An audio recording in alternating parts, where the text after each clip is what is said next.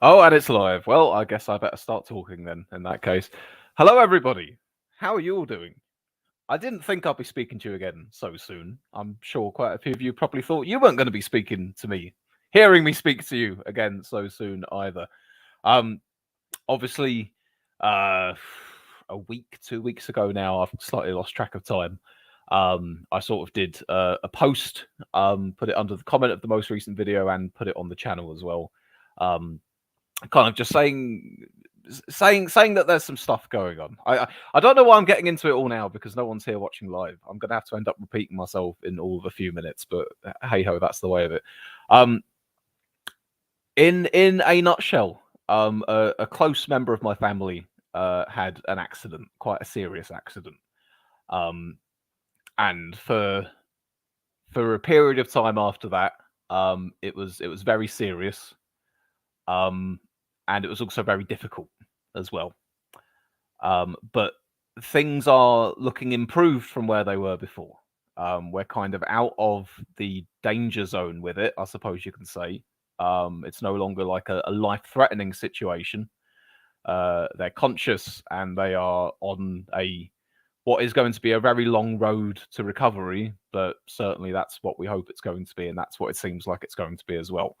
Um, I don't especially want to share more details of that, saying which member of my family it is or the nature of the injuries or anything like that. Just because I think, as far as just respecting a little bit of privacy goes, I don't know if that would be their wishes or not for that sort of thing to be out here on the YouTube channel at the moment. And I think it's far better to err on the side of caution than anything else. Um, so that's an ongoing situation. That is going to be an ongoing situation for a good while. Um, but as I say, the immediate danger of it all and everything looking a bit bleak, that has passed. Things are looking much better from that point in time, where I'd informed you about all of that at first. So that's good. That is very good. Um, I'm spending most of my days at the moment basically either at work or taking, well, at work and then taking trips to the hospital after work to go see them. That's again likely to be my sort of day-to-day existence for a number of weeks or months yet to come as well. Um, but I'm back here doing the YouTube channel today at least, probably a bit more in future as well. Because it's what I enjoy doing. It's what I like doing in my spare time. And as much as I wasn't in a place where I felt like I wanted to do it, or it just felt like a lot when everything was going on in the last week or two. I think I'm finally just about round to the point where, you know what, I want to start pursuing a few of my hobbies again instead of just focusing on the giant thing that's going on at the moment. So that's what we're doing. That's what we're doing. I'm back here and saying hello to you guys. So of course, um, I know that that whole situation is very much the elephant in the room. I know that there'll be a number of you guys that kind of pop up as I'm streaming and ask me what's going on and wish me and my family well and all of that. And of course, that's very much welcome. Um, but at the same time, I'm also here today to kind of do what we do best, which is, have a little chit chat about politics and the like. And that's what we're going to do. Um, Also, I suppose it's probably best to talk a little bit about the totally botched rebrand of the channel, which I was attempting to do before all of this shit hit the fan. I'd done a whole thing. I'd set all the videos on the channel to private. I'd put a little teaser trailer up. I was going to cover the by-elections that had happened last week, and then it was going to be, it was going to be like a whole new thing. It's going to be like a new logo for the channel. I was going to rebrand it from Captain Swiss just to Swiss.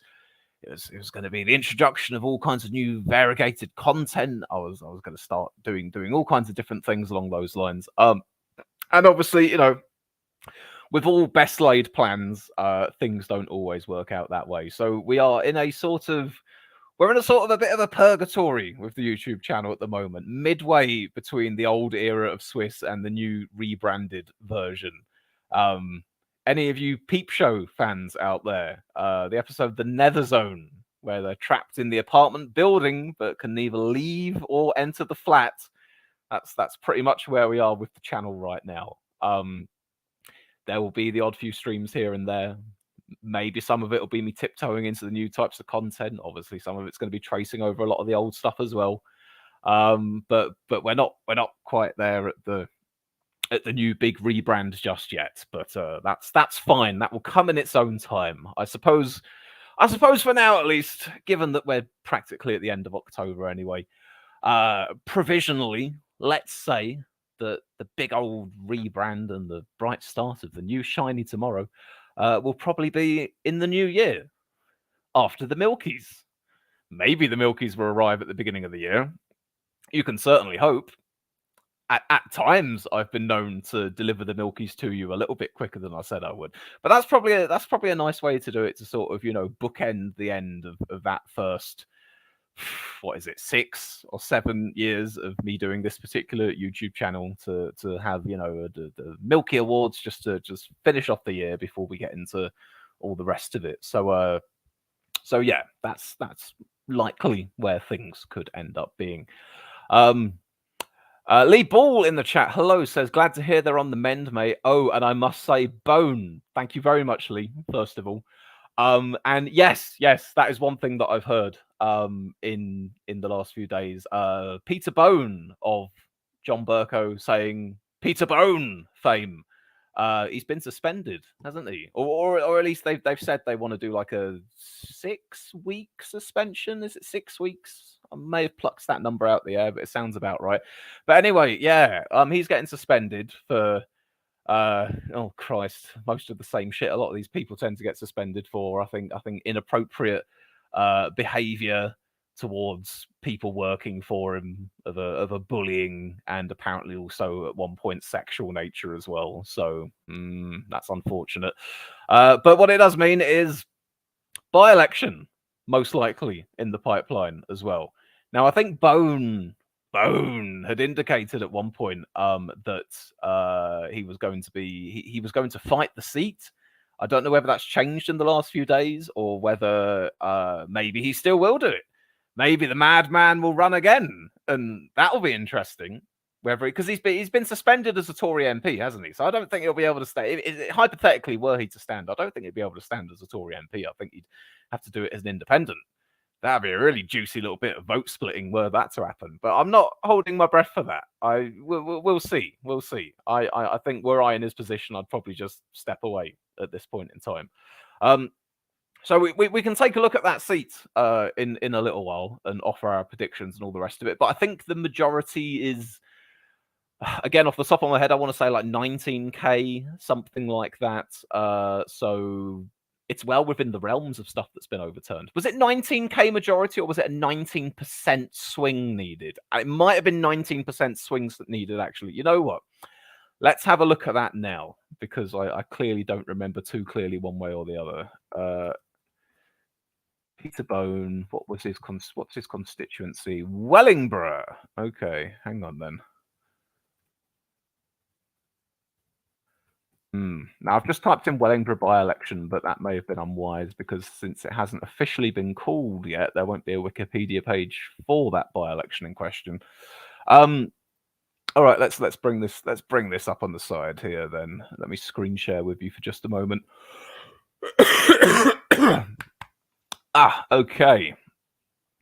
Wellingborough, UK Parliament constituency. Let's have a look. Josa says, just tuned in, what's going on? Well, I'm back doing a little bit of content today. As I've sort of said at the top of the stream, and you may have seen recently as well, there's been quite a serious happening with a member of my family, which has occupied a lot of my time in the past couple of weeks, and will continue to do so for some time as well. But it's improved. It's a better situation than it was before. And I'm feeling good enough in of myself to actually want to do a little bit of YouTube content for you all. Lee Ball. I feel like I'm saying Peter Bone. Peter Bone! Lee Ball! Also guessing who this Tory MP in their 60s arrested for rape and possession today. No, I don't know about that one. Oh, hang on. Oh, they've just named Crispin Blunt. What is going on? What is going on with the parliamentary Tory party is a question that we could ask most days of the week. But this like breaking news kind of stuff right now. Also guessing who the Tory MP in their 60s arrested for rape and possession today is. Oh, they've just named Crispin Blunt. And we were just coming up to speed with Peter Bone here. Christ. All right, we'll have to take a look at that one in a second as well, won't we? Peter Bone is a porn name. You're not wrong. All right then. So 2019 general election, Wellingborough. Let's see. It was okay. Oh, so I was right the first time round. It was a 19K majority, about 19,000 votes more than Labour in the 2019 election. As far as vote share goes, doing a little bit of maths off the top of my head, about 35% ahead of them, something along those lines, maybe. Yeah, this very much appears to be a seat that could well be within grasp of them taking. Certainly, as far as a lot of the by-elections we've had in the last, I don't even have to say the last year. I've just got to say like the last 4 months, and that suits well enough as well. This is definitely one that they could target and they could have a fair chance at taking. Yeah. Legal says Wellingborough used to be pretty marginal. Crispin smoking a blunt. Ho ho ho ho ho ho. Yeah, if we go back a little bit, let's see, 2017, 2015. Oh, UKIP came in second in 2015. Now that's interesting. After nominations were closed, Garvey, who was the Labour candidate, was suspended from the Labour Party after he was convicted of fraud after buying £900 of train tickets with a closed bank account. He still appeared on the ballot papers as Labour.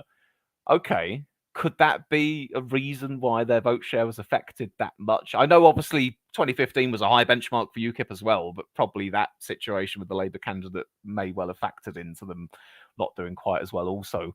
2010, 48% Conservatives, 25% Labour. 2005.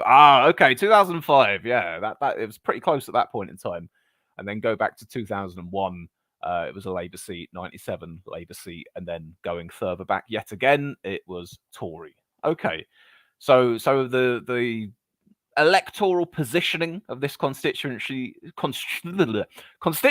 we'll do it live, shall we say, is that it's one of those that is pretty much a Tory seat, but you know, during those early New Labour years, it was one of those that flipped red for just a little while. That's the best way we can describe this one, I suppose. Let me take a few more comments from you guys. So, Psycho Ben says, I've had a cold for about a month straight, beginning to think it's COVID. Oh dear, Ben. Well, should that be the case? Well, I mean, regardless of whether it's COVID or not, I hope you get over it and I hope you get better. Glad to see you back, though, Swiss. Thank you, Ben. Leeble says they'll have to have the recall petition first. Joseph says 2 more by-elections on the cards. Well, yeah, I think we can pretty safely say that the Peter Bone situation's leading to a by-election, and I'm yet to investigate this Crispin Blunt stuff. I'm gonna have to look at this now, but I mean, it definitely sounds like a by-election in the works, doesn't it? Reigate. My first instinct was to say Reigate, but I feel like Reigate might be closer. You tell me how to pronounce it. You know what I'm like with pronouncing these names. Is the other seats that might be in play. Good to see you back, Swiss. Thank you very much, Bill Tycoon. All right then, it's time. Let's dive into this Crispin Blunt situation. Ooh, he's staring at me from Google Images. Oh, fucking hell. Whoa. All right. Yeah, this is pretty much as serious as it sounded like it was. Here was me hoping for a nice upbeat stream. All right, Christ, where am I going to go to for this? Let's go for the BBC. All right, Beeb. Let's hear it. Ex-Tory MP Crispin Blunt has confirmed that he was arrested on Wednesday in connection with an allegation of rape. In a statement, the Reigate MP, who had the whip suspended on Thursday, right, okay, on Thursday, Is this the previous? Because I know today's Thursday. The previous Thursday, then. Like, as I say, I've not been paying as close attention to the news as usually I would in the past couple of weeks. So perhaps some of this has flown under my radar. So okay, so he had already been suspended by the party. Mr. Blunt said he originally raised the incident with police 3 weeks ago over my concern about extortion. Okay. He said he's cooperating with Surrey Police's investigation and was confident he would not be charged. The Conservative Party withdrew the whip from Mr. Blunt, meaning he will sit as an independent MP. After he confirmed he'd been arrested, he has been asked to stay away from Parliament. Mr. Blunt was elected in 97, defeating the incumbent who had switched from the Tories to the Referendum Party. He served as Justice Minister from 2010 to 2012. In the Whip's office, where the Conservatives were in opposition, and chaired the influential Foreign Affairs Committee. In a statement, Mr. Blunt said, "It's been reported that an MP was arrested yesterday in connection with an allegation of rape. I'm confirming that MP was me.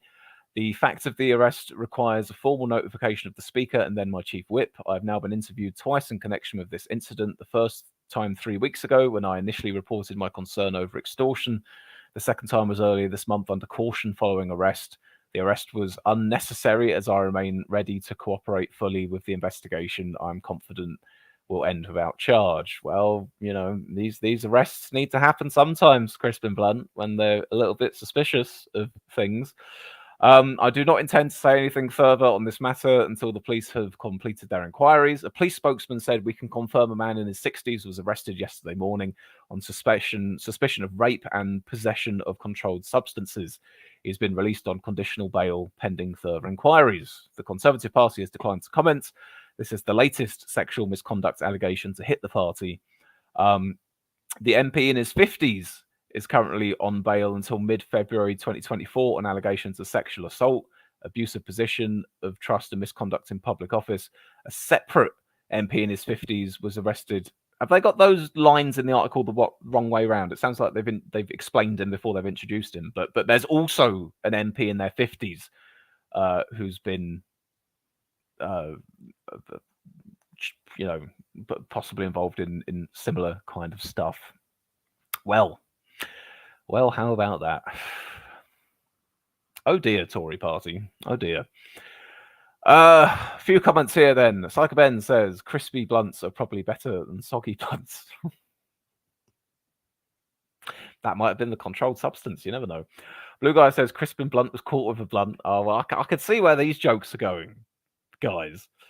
Evil says, "It feels like being in the Miss Whiplash stroke found with an orange in the mouth type 1990s Tory sleaze all over again." Blue Guy says, "Blue Guy, I'm not going to read that comment out loud. People can see it, but if the Beeb hasn't named the MP in their 50s, I'm not going to name them either, okay? But I acknowledge the comment that you have left there." Lee Ball says, "But on to more serious news, Rachel Reeves copying bits for her book without including them in the source list." Oh my God. The whole Parliament's writhing in scandal at the moment, isn't it? Yeah, so, I mean, I was nowhere near old enough to remember the run-up to the 97 election, but I understand it was all to do with sleaze and Blue Guy says it on his wiki article. Oh, well, okay. I suppose that's my bar of legitimacy there. If it's on Andrew Rosendell's wiki article, there we go. Yeah, but in the run up to the 97 election, I understand that there was an awful lot of sleaze and different stories of that kind going on. I don't know whether so many of them had the same level of. I mean, I don't know if back then it was more to do with, sort of like getting cash for, a little bit of lobbying and the cheating on your partner, whether more of it actually leaned towards things like sexual assault and rape allegations and stuff of a much more serious demeanor in that kind of direction. But no, this obviously isn't going to be. I'd say this isn't going to be what they need. It's not as if, even if the Tory party remained totally scandal-free and there were no problems with any of their MPs between now and the next election, that in itself would significantly enhance their chances of doing well at the next election. That wouldn't necessarily be the case. But certainly all this happening isn't gonna it's not gonna help them drag themselves up to wherever it is that they need to be. Not least if you just keep having these by-elections getting sprinkled along the calendar every few months, and you get another little opportunity to go, oh, lost another MP to Labour over there. Oh, lost another MP to the Liberal Democrats. Oh, and another one to Labour. What's that? A historical swing? What's that? The second largest this and that since 1945? Oh, okay then. That's kind of where we are. I mean, speaking of yeah, I'm going a little bit scattergun here today, guys, because there's a lot of things to hit up from the past couple of weeks. But I'd heard indications that perhaps Jeremy Hunt was not going to be standing at the next election. Apparently for fears that he could end up as a Michael Portillo type figure, that he could get scalped. And obviously, being the Chancellor, him losing his seat would be one of the the biggest scalp you could get, given that we don't think that Rishi's in any particular danger as far as his constituency goes. So apparently he's looking at going. I just read today on the train home, some senior Tory something said, "Oh, Rishi, you know what would be a real show of strength? Why don't you reshuffle? Because Rishi's apparently got a reshuffle coming. Why don't you reshuffle the Chancellor and get another person in and stamp your authority? And he's going to be on his way out anyway, so why not get a new one in at the moment as well?" I'm gonna have to show you I've got a couple of videos to show you actually, guys. I'm gonna have to show you a video on Twitter that I think it was either Rishi or Number 10 had put out, which was like them summarizing all of their achievements of the past year since Rishi took over, becoming PM. Because I think within the past few days we passed the 1-year anniversary of Rishi Sunak becoming the Prime Minister. We know that because it was only in the past month we passed the anniversary of that weird moment where Liz Truss was the Prime Minister for a month and a half as well. But it's the typical Rishi Sunak slick kind of, oh, look at this, this production value. We're going to flash lots of things on screen. I probably shouldn't say the word flash in relation to Tory MPs. What with all these sexual misconduct allegations going on. Ooh, oh dear.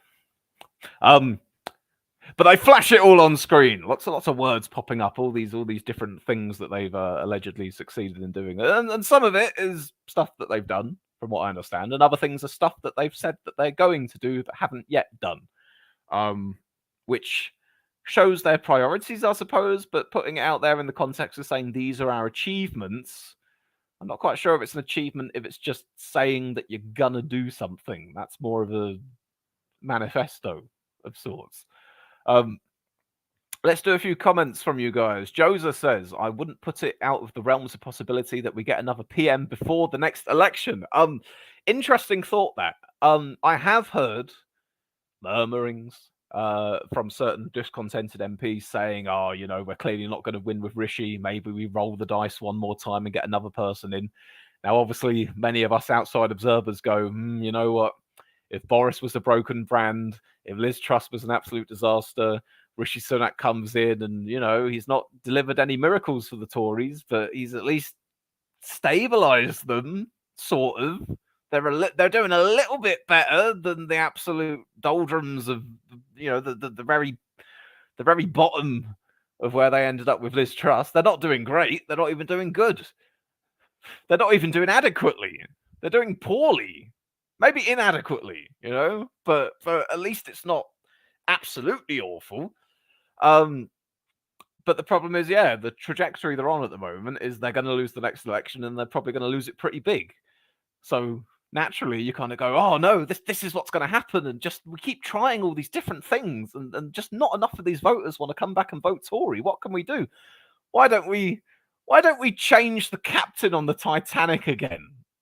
It couldn't hurt, surely. The worst thing that will happen is we'll change who the Prime Minister is, and we'll still lose the next general election like we're gonna do now anyway.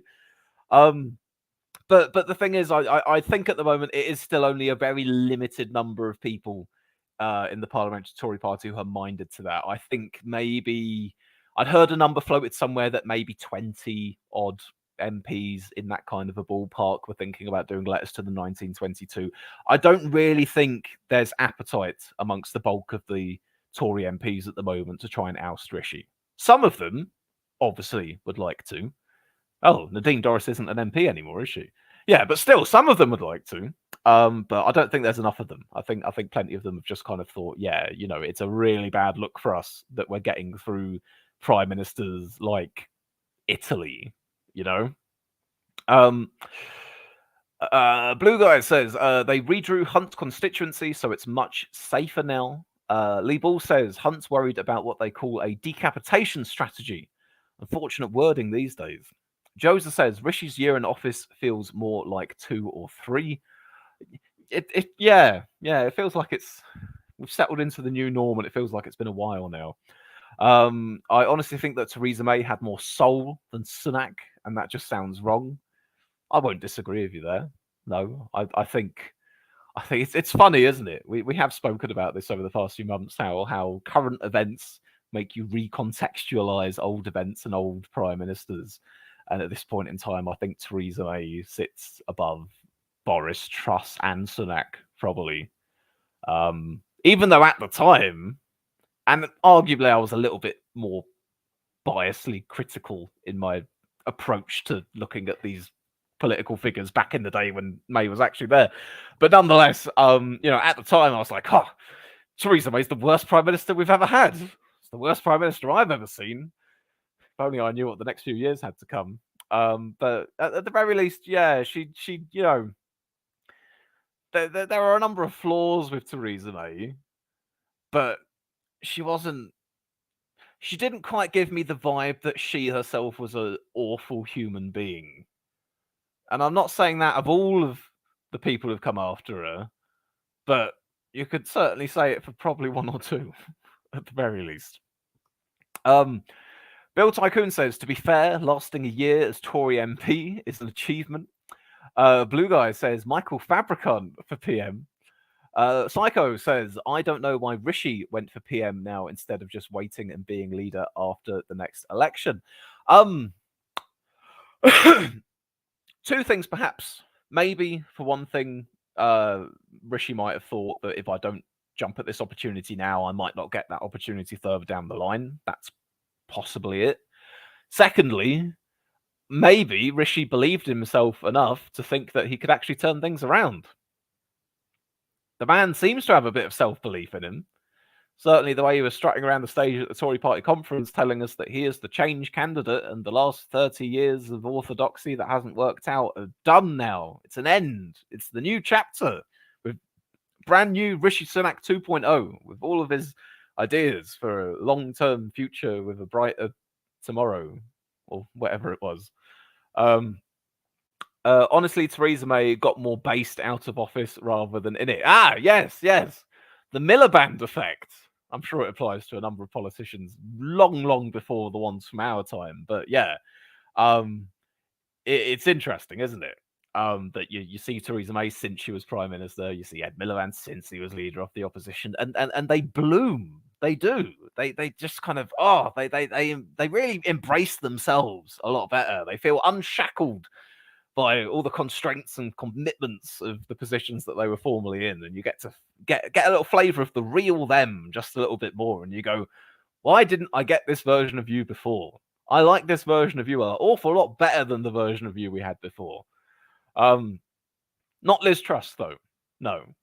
Liz Truss has just doubled down since she left office. She's I don't know where she's going. I don't know where her final destination is.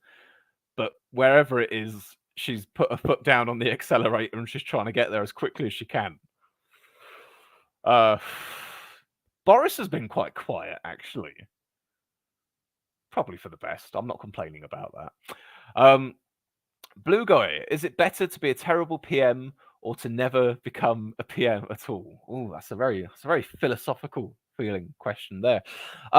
Guys, I'm going to take this as a nice little natural pause in the discussion to share a video with you. When I was talking about, mind you, when I've been talking about wanting to try out doing new things on the channel, one of them is video essays and reviews and actual proper long form edited videos with footage of things that I talk over and, even make it seem like a mini documentary, maybe all kinds of different stuff I'm playing around with the ideas for. And one of them, I thought, as a very little niche introduction to me doing this kind of thing, was I was going to try and I'm about to show you the video. I was going to take this very short interview with David Cameron, and I wanted to analyze it to death and stretch it out into like half an hour or an hour's worth of content and do like a nice long form analysis of it in a video essay style or something. So without further ado, I should probably just show you the clip now, which is kind of a little bit spoilery, really. You won't be seeing it fresh if I do eventually end up making this video I'm on about, but I don't care. I want to share it with you. It brought me joy seeing it a week or two ago when I discovered it. It's really of its time. It reminds me of the old David Cameron. Not that present day David Cameron's that different, I don't think, but it just, I think this interview that I'm about to show you is from, I want to say 2009, maybe 2010, probably 2009. And it's done by Cartoon Network. They had a child who attended the premiere of, I think it was either a movie or the brand new season of Ben 10 Alien Force, and it was a red carpet event or a green carpet event, if you like. And they had a number of celebrities and stuff who'd attended, and one of them is David Cameron. So let's have a little look at this, shall we? Ben 10. Because my son does. Okay, who's your favourite alien? My favourite alien, probably Heat Blast. Okay, in the new Ben 10 series, Ben is taking on more of a leadership role in saving the world. What lessons do you think Gordon Brown could learn from his example? I think quite a lot, actually, probably, but I'll watch the film and tell you afterwards. Okay, Ben 10 is really experienced at saving the world. What advice should he give Gordon Brown on saving the economy? That's a very good point. Tell it like it is. Okay, does Barack Obama think you're cool? I've no idea. I doubt it. Thank you very much, Mr. President. Thanks a lot. Thank you. Well done. Well done. What can you say about that? It's just a little slice of history, isn't it? Blue guy says, "Is this Swiss Reacts now?" Joseph says, "Why don't we experiment with just not having a PM for a bit?" And Psycho Ben says, "I've seen this clip, wasn't it on your Twitter?" Yes, I definitely retweeted it on Twitter a few weeks ago. So this is going to be the dry run for this very fancy video I eventually edit. But let's just have one more little look, and I've got an especially special treat for you after this. So let's go back again. We'll just have a little pause and chat as we go. So why do you like Ben 10? Because my son does. Very honest answer there from David Cameron. He's a grown adult man. He doesn't like Ben 10, not personally. That would be a little bit strange as a middle-aged man watching contemporary Cartoon Network cartoons. Maybe, I'm not going to lie, when I become a middle-aged man in about 10 years' time, fucking hell, I may well still watch cartoons from time to time, but they will probably mostly be children's cartoons of my era for a little bit of nostalgia or whatever. I probably won't be tuning into the things that the current day 7-year-olds are watching. That would be a little bit odd. But Cameron, he answers that question straight. He says, "Because my son does." That's an honest answer there from Call Me Dave. Okay, who's your favourite alien? Oh, who's your favourite alien? This requires a little bit of knowledge. He's got to show that he actually knows a little bit about Ben 10. You can't bullshit this one. My favourite alien, probably Heat Blast. Probably Heat Blast. It could be Heat Blast. It could be one of the others. But he knows enough about it to be able to name one of the aliens. So he managed to sail his way through that question well enough as well. Okay, in the new Ben 10 series, Ben is taking on more of a leadership role in saving the world. What lessons do you think Gordon Brown could learn from his example? Bit of a convoluted question. Taking on more of a leadership role in saving the world. I feel as if Ben 10's MO is probably saving the world all of the time. Saying he's now in a leadership role doing it seems like a little bit of a clunky segue into then mentioning Gordon Brown. But again, this little kid, he's getting political. He's bringing Brown into the arena now. What's Cameron got to say about that? I think quite a lot, actually, probably, but I'll watch the film and tell you afterwards. Okay. Yeah, batted that one away. Ben 10 is really experienced at saving the world. What advice should he give Gordon Brown on saving the economy? That's That's a very good point. Yeah, he says as he stalls, turning to Samantha Cameron, going, "Oh Christ, what advice should? Well, how would Ben 10 save the economy? What would I say to Gordon Brown how to save the economy? Do I have an idea how to save the economy? Is it that similar to what Gordon Brown would do? Is it particularly different? Will the child understand if I give a big explanation about the different economic measures that we're going to take to try and save the economy? I don't know. I just don't know. I just better give him just a very simple answer. Tell it like it is. Okay. Tell it like it is. Yeah. Yeah, Gordon, tell it like it is. This is me, Honest Dave. I'll tell it like it is, but Gordon Brown, the liar, he won't always do that. Does Barack Obama think you're cool? I've So much of its time, this. Barack Obama. We remember Barack Obama. Oh. And then we had the orange one. And then the really old one. no idea. I doubt it. Thank you very much, Mr. President. Thanks a lot. And the kid, he calls him Mr. President. I don't know if that was a deliberate goof or not, but then he goes to shake his hand as well. Very classy from the child interviewer there. So, all in all, fairly good performance from Cameron there, talking to a child, answering questions about Ben 10. Didn't want to get into too many details when it got a little bit political, but it's just an interesting little thing.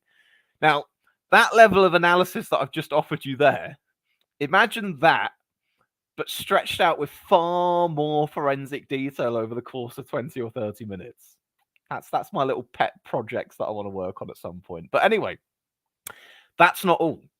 That's not all, because if that, my friends, is the example of how to do the Ben 10 political interview correctly, now it's time to show you the wrong way of doing the Ben 10 political interview.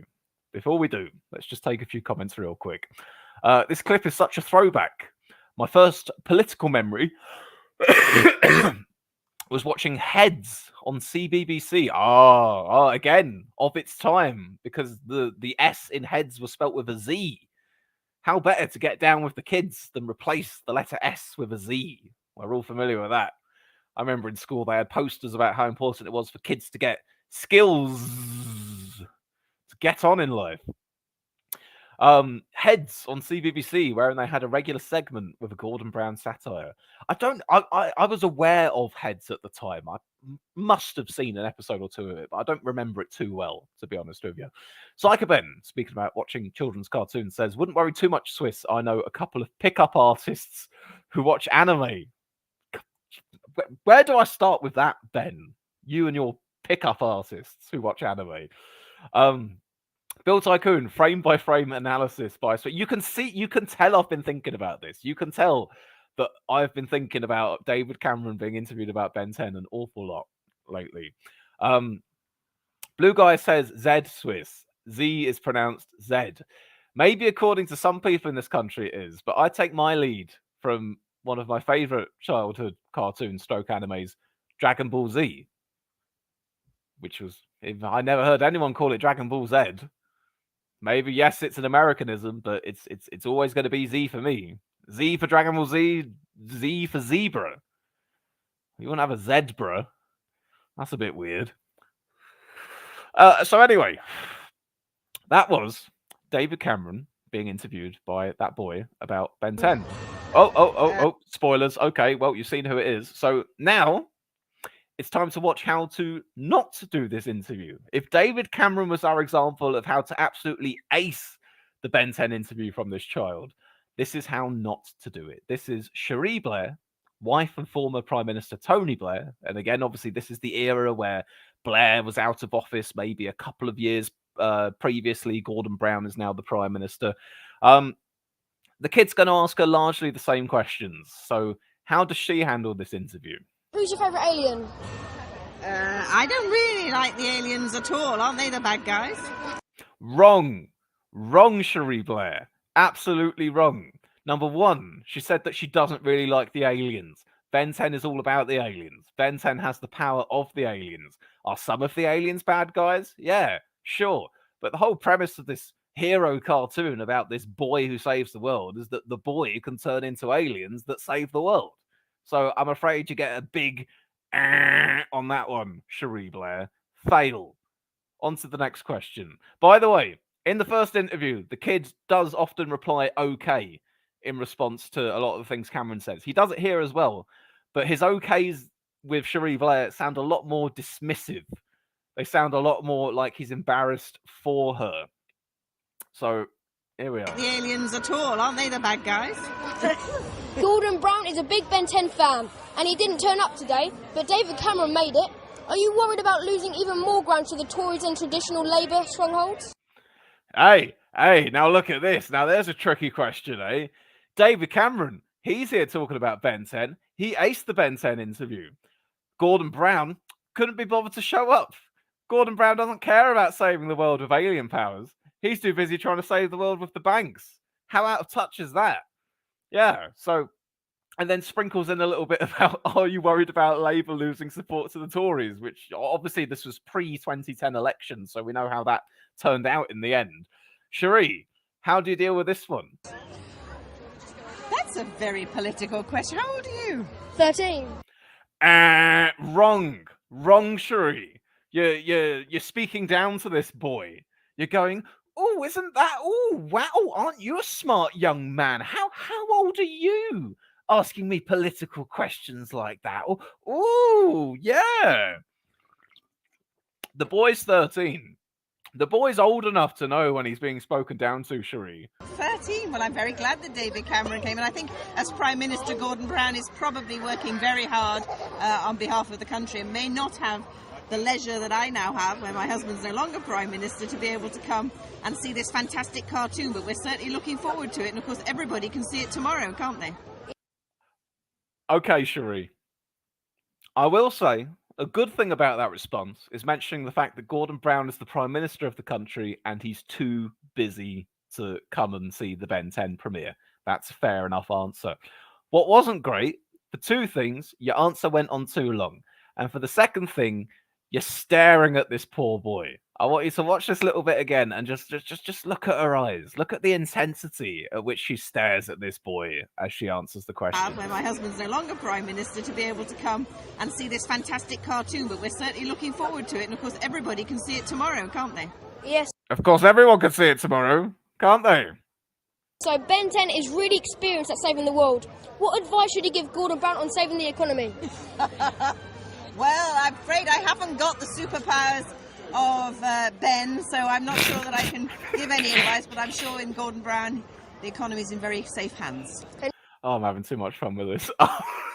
So, laughs at the question. Oh, what do I say? Well, I don't have the superpowers of... Oh, shit, what's the name of the kid in this show? Ben. But I'm sure the economy's in safe hands. Nice to meet you. Nice to meet you too. All right, and there we are. There we are, guys. Those are two case studies in how to deal with a child interviewing you about both Ben 10 and politics circa 2009. It's niche. What can I say? And isn't that the most important thing in life? So, yeah. Perhaps at some point, a few weeks, a few months down the line, you will get a finessed, forensic, detailed, long-form analysis of these videos where I will be drilling down into every possible avenue of analysis that you can think of. Because just something about it is speaking to me here. This was but a taster. Okay, let's do a few more comments from you guys here. Blue Guy, speaking of my pronunciation of the last letter of the alphabet, says Swiss has the US colonial mentality. His mind needs to be decolonized. Bill Tycoon says, I'm voting for Sunak because he went to the Barbie movie. Psychoben says, Oh, my laptop froze for a quick moment there. I think hopefully it's okay your end. Psychoben says, leave Cherie alone. She's used to saving Blair from cottaging accusations rather than saving the planet from aliens. Thank you for that one, Ben. Joseph says, this makes me think David Tennant is the Doctor, Catherine Tate is his companion. Yeah, it's interesting that, isn't it? things can change so much, and yet they change so little. We're now at the 60th anniversary of Doctor Who, and it's David Tennant and Catherine Tate again, much like this little glimpse of time that we're looking at, which was, say it with me now, 14 years ago. You know, I grew up in the 2000s with the mentality that the 80s was 20 years ago. We're now in a situation where the 80s were 40 years ago. The 80s are as far enough back in time now as the 60s were when I was a boy growing up. Time's a funny old thing. Richard says, I was 25 in 09. Blue Guy says YouTube is freezing a lot for me too. Oh, that's unfortunate. I hope that the stream quality hasn't been too poor here. Obviously, on my end, it's fine. Aside from that one little freeze we had a moment ago. And Apollo TD says things can only get better. Well, yeah. We seem to be in the run up to a 97 style election, don't we?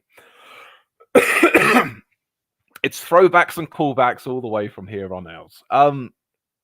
Okay, guys. So, with that, I think I'm happy enough to wrap up the stream.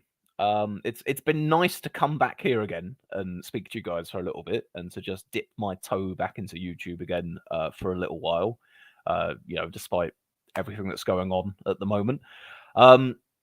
I can't say when I'll be back again. I can't say what I'll be doing when I'm back again. I'm playing it very much by ear right now in terms of how day-to-day life is going and how much I feel like streaming, which I know that you guys obviously understand.